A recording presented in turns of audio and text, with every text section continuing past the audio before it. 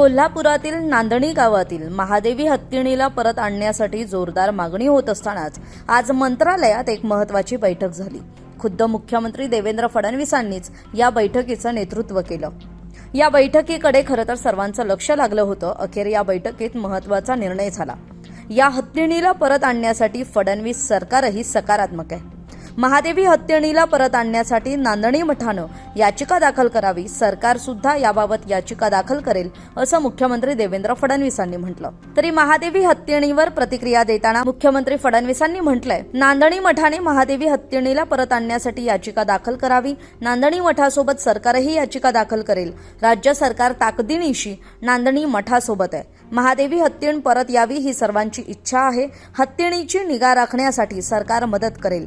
34 वर्षांपासून महादेवी हत्तीण नांदणी मठात आहे। यावरून हे स्पष्ट होतं की राज्य सरकार सुद्धा आता या हत्तीणीला परत आणण्यासाठी प्रयत्न करणार आहे।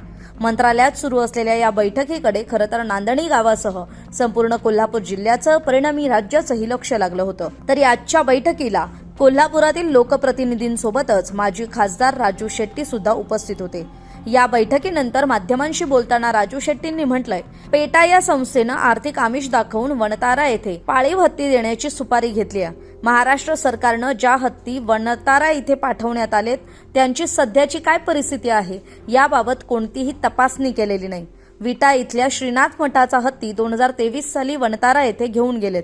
आज तो हत्ती तिथे आहे की नाही याबाबत सुद्धा संशय निर्माण झालेला आहे। या घटनेची दखल घेऊन उपमुख्यमंत्री अजित पवारांनीही राज्यातील जवळपास 4 ते 5 पाळीव हत्ती मयत झाल्याचं सांगितलंय। सदरच्या गंभीर गोष्टीबाबत राज्य सरकारने सखोल चौकशी करण्याचे आदेश उपमुख्यमंत्री अजित पवारांनी वन विभागाला दिलेत।